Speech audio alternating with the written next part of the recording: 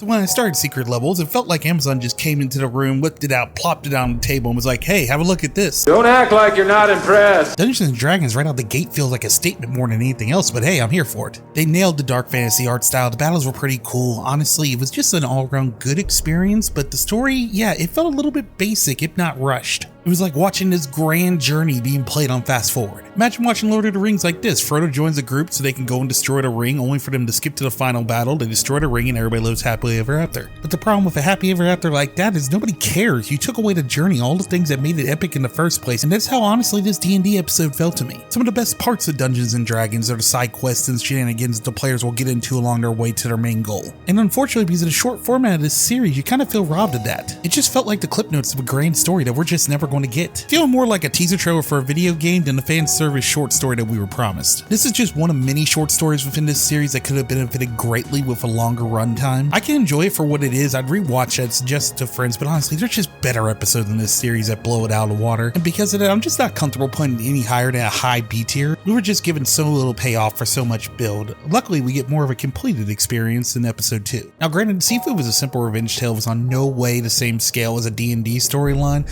but this short format allowed it to breathe a little better and flow a lot better. And looking back on it now after a rewatch, there was really only one part of it that bothered me. After giving me raid vibes throughout the entire episode, it was really disappointing that they didn't show the final fight. But the themes of whether or not revenge is actually worth it despite everything that you lost to attain it really drove it home for me and made it a good episode. It wasn't as deep and powerful as when Afro Samurai tackled similar themes, but still, it did a good job. Pretty obvious, an A-tier story all the way. Just one suggestion to the team that made this episode: if you ever have your protagonist and antagonist meet face to face up in the next one that you guys tackle, please let them fight. Other than that, no notes. Its themes of vengeance, sacrifice, and the importance of proper dumpling mastery kept me engaged and satisfied the entire time. Really wish I could say the same thing about episode 3, New World. On paper, I really thought this one was at least going to be enjoyable to watch, but after watching it twice, it just left me in a state of meh, not really wanting more or less, just wanting to move on. Don't get me wrong, visually it looks amazing. Plus a live, die, repeat dark fantasy comedy starring Arnold,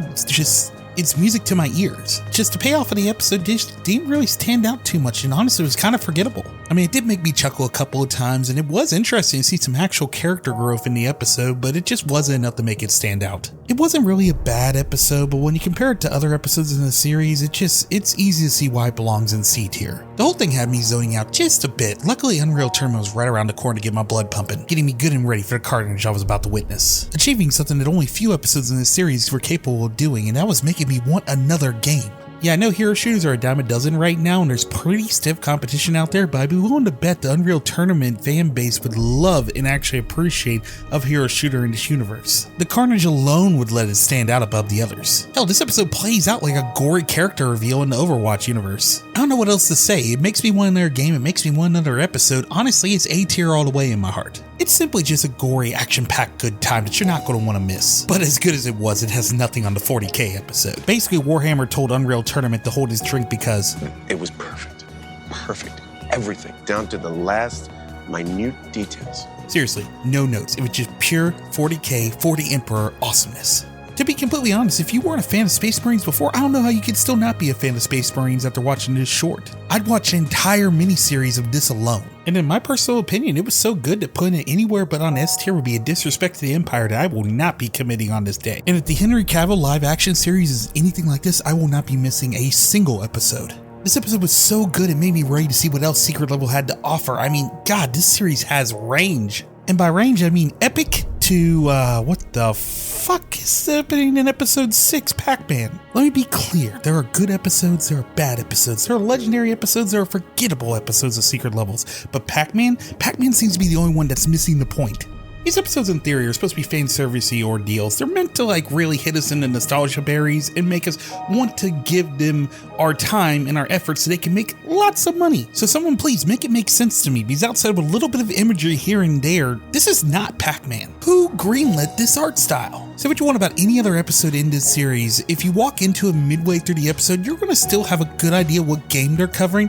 This game, I could walk into the middle of it and not have a clue what it was until the very end. Honestly, the whole thing just gave me flashbacks of back when they decided to reboot Bomberman in a similar style, and just some games are just not meant to have gritty reboots.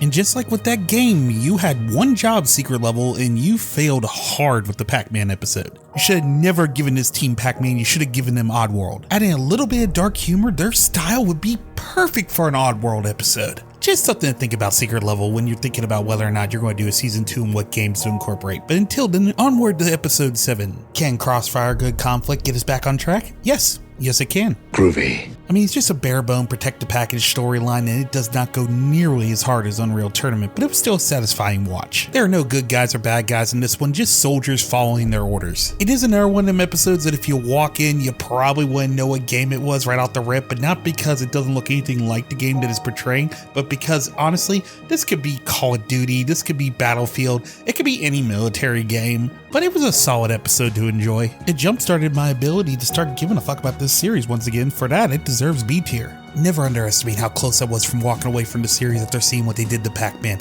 I was genuinely worried about other games I was looking forward to, and them also getting the same treatment. You almost derailed me from continuing on with the series, Pac-Man, but don't worry, Crossfire came in the nick of time for the save. Onward to episode 8. Let's see if it can keep me going in the right direction. Armor fucking Core. Where Crossfire pulled me from the wreckage that Pac-Man left me in, Armor Core showed me the light. This episode's up there with the Warhammer episode in my opinion. This is another one that I just have zero notes for. I just cannot even begin to express how much I enjoyed this one. The story is intriguing, the visuals are amazing. You got fucking Keanu. Give that man money, let him cook, and make this shit happen. Give us a long formatted movie with this. If they decide to make one, I'm down for it. But until then, park your core up in S tier next to your Warhammer brothers. You've earned it. I enjoyed that short so much, I can't wait to see what Secret Levels has to offer next. And no, you cannot do this to me, Secret Levels. You cannot take me on the adrenaline-filled rush that was Armor Core and take me back into meh territory with Outer Worlds. I don't know, maybe you just had to be like a huge fan of the game to understand what was going on in this one. It did nothing for me. It felt like they were trying to do like a really kind of disturbing rom-com ordeal with will they, won't they type shit, and none of it landed for me. I didn't care about the characters. The storyline was okay. It made me laugh a couple of times during the experiments because of just the ridiculousness of what he was willing to put himself through.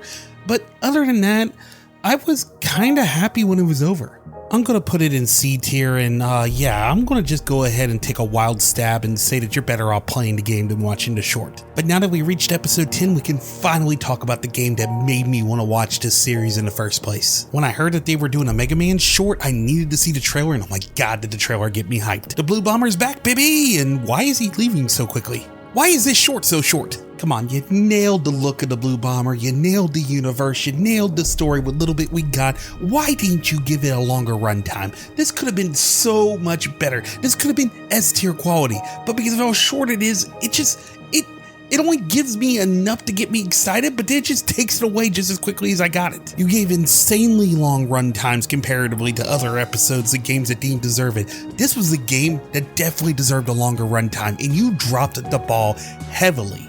I mean, technically, it was just an origin story of Mega Man. I get that, but God, you had something special there. Why didn't you do more with it? I mean, let's just go ahead and throw it in A tier. It's annoying because it definitely had S tier potential, but what are you going to do? Let's just go ahead and move on to Space! Exodus Odyssey was actually a really enjoyable story. It was probably the most complete story that Secret Levels had to offer. Michael Beach did a great job at his performance as a father traveling across time and space to find his daughter. And although I do think he's a strong enough of an actor to carry a whole full-length movie with this premise, if this is all we get of Nick's story, that's okay because it was enjoyable for what it was. But I would be lying if I didn't say the greed in my heart wouldn't enjoy a little bit more if they're willing to give it, because it definitely does more than enough to earn his A-tier status. That being said, it's time to leave space and have a little bit of fun in the dirt. Spelunky felt like a fun little tale about taking life for granted, wrapped up in another live, die, and repeat storyline. The journey through life may be hard, the failures may be painful, but in the end, pressing on is always worth it. The storyline is short and sweet and honestly would make an excellent TV series. I mean, come on, it's Dora the Explorer meets Indiana Jones. How could this possibly not work, especially for kids? Solid B tier for the message alone. I mean, I would put it in A tier, but at the end of the day,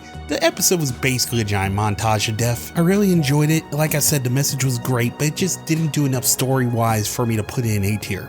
Too bad I can't say that about this next one. This episode, Concord's episode, wanted to be Guardians of Overwatch so bad, but it failed so hard. I don't think that this episode was ever meant to be a good short story. I think it was meant to be a good ad for the game. Too bad the game failed before the episode came out, but even if it hadn't, I don't think that this episode would have saved the game.